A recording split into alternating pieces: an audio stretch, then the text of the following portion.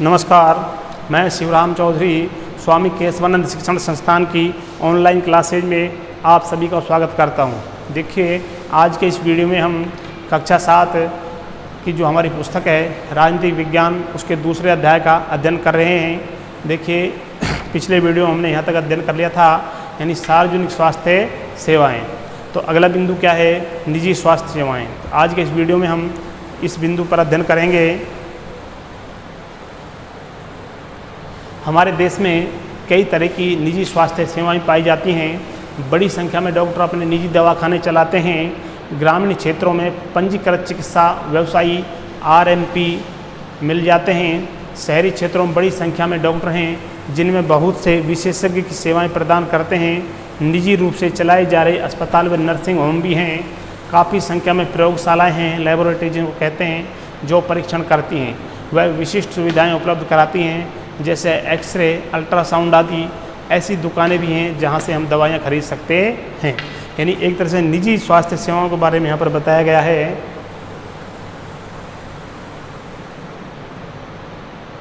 देखिए, जैसा कि इनके नाम से ही ज्ञात हो रहा है, निजी स्वास्थ्य सेवाओं पर सरकार का स्वामित्व अथवा नियंत्रण नहीं होता। यानी जो एक तरह से सार्वजनिक स्वास्थ्य सेवाएं होती हैं उन पर सरकार का नियंत्रण होता है, जबकि जो निजी स्वास्थ्य सेवाएं होती हैं उन पर सरकार का कोई नियंत्रण नहीं होता। ठीक है। सार्वजनिक स्वास्थ्य सेवाओं के विपरीत इन निजी स्वास्थ्य संस्थाओं में मरीजों को हर सेवा के लिए बहुत धन व्यय करना पड़ता है। एक तरह से बहुत अधिक खर्चा इलाज पर इन संस्थाओं में करना पड़ता है। आप निजी स्वास्थ्य सेवाएँ चारों ओर दिखाई देती हैं। अब तो बड़ी बड़ी कंपनियां अस्पताल भी चलाती हैं। कुछ कंपनियां दवाइयां बनाने और बेचने में भी लगी हैं।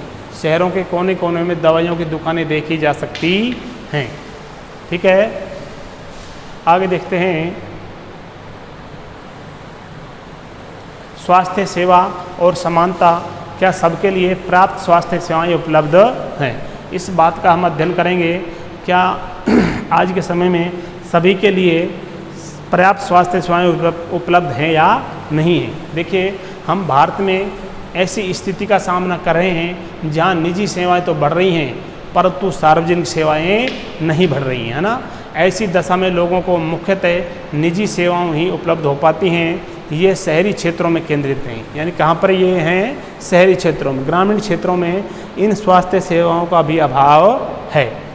इन सेवाओं का मूल्य भी अपेक्षाकृत अधिक रहता है। दवाइयाँ महंगी होती हैं, बहुत से लोग उन्हें खरीदने में समर्थ नहीं होते हैं और इसलिए जब परिवार में बीमारी होती है तो उन्हें ऋण लेना पड़ता है। यानी वो निजी अस्पताल में अगर जाते हैं तो इलाज के नाम पर बहुत अधिक पैसा खर्च करना पड़ता है और फिर इसके लिए उनको ऋण लेना पड़ता है। ठीक है। कुछ निजी सेवाएं अधिक कमाने के लिए प्राय ऐसे कार्यों को प्रोत्साहित करती हैं जो सही नहीं है। कई बार सस्ते तरीके उपलब्ध होने पर भी उनके प्रयोग नहीं किए जा सकते। उदाहरण के लिए प्राय देखा जाता है कि कुछ चिकित्सक ज़रूरत से ज़्यादा दवाइयाँ, इंजेक्शन या सेलाइन आदि की सलाह देते हैं, जबकि साधारण इलाज भी पर्याप्त हो सकता है। यानी स्वयं के स्वार्थ के लिए, स्वयं की आमदनी के लिए वो महंगी दवाइयों का इस्तेमाल करने की सलाह देते हैं। भारतीय आयुर्विज्ञान परिषद का आयुर्विज्ञान नैतिक संहिता कहता है, जहाँ तक संभव हो प्रत्येक चिकित्सक को औषधियों के जेनेरिक नाम ही पर्ची में लिखने चाहिए और सुनिश्चित करना चाहिए कि यह युक्ति युक्त और उपयुक्त रूप में हो। देखिए आगे, तथ्य यह है कि जनसंख्या के 20% लोग ही बीमारी के दौरान आवश्यक दवाइयों को खरीदने में सक्षम होते हैं।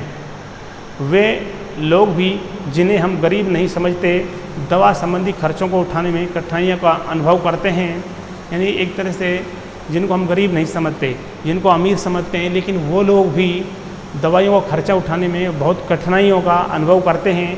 एक अध्ययन में यह पाया गया है कि जो लोग अस्पताल में किसी बीमारी या चोट लगने के कारण भर्ती होते हैं, उनमें से 40% लोग खर्चों का भुगतान के लिए पैसे उधार लेते हैं, है ना, या अपनी कुछ संपत्ति बेचते हैं। गरीब लोगों के लिए परिवार में हर बीमारी चिंता और मुसीबत का कारण बन जाती है। इससे भी बड़ी बात यह है कि ऐसी स्थिति बार बार आती है। गरीब लोग पहले ही पोषण की कमी का शिकार होते हैं। ये परिवार उतना भोजन नहीं खाते जितना उन्हें खाना चाहिए। उन्हें जीवन की आधारभूत आवश्यकताओं जैसे पीने का पानी, घर के लिए पर्याप्त जगह, साफ वातावरण तक उपलब्ध नहीं हो पाता और इसलिए उनके बीमार पड़ने की संभावना अधिक रहती है। बीमारी पर होने वाले खर्चे से उनकी हालत और ख़राब हो जाती है। एक तरह से दवाओं पर जो स्वास्थ्य सेवाओं पर जो खर्च हो रहा है उसके बारे में यहाँ पर बताया गया है कि किस तरह आम व्यक्ति उसके ऋण से दब जाता है। कभी कभी केवल पैसा ही लोगों के बेहतर इलाज में बाधक नहीं होता। उदाहरण के लिए महिलाओं को तुरंत इलाज के लिए डॉक्टर के पास नहीं ले जाया जाता है। कई आदिवासी क्षेत्रों में स्वास्थ्य केंद्र कम हैं और वे भी अच्छी तरह नहीं चलाए जाते हैं।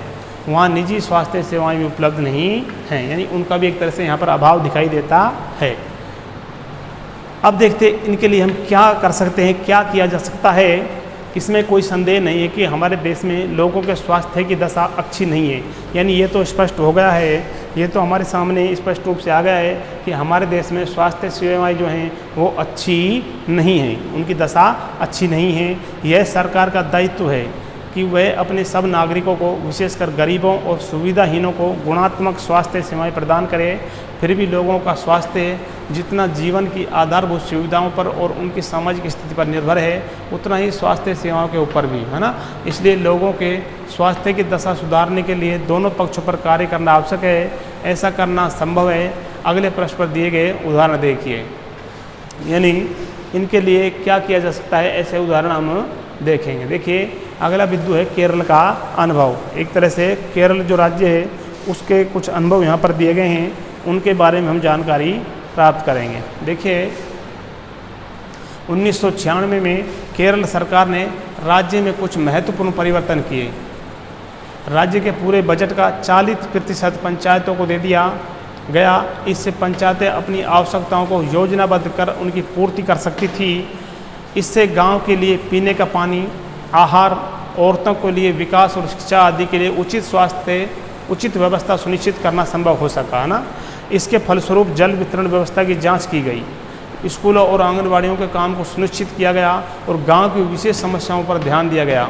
स्वास्थ्य केंद्रों में भी सुधार किया गया। इन सब कार्यों की स्थिति में सुधार आया, है ना।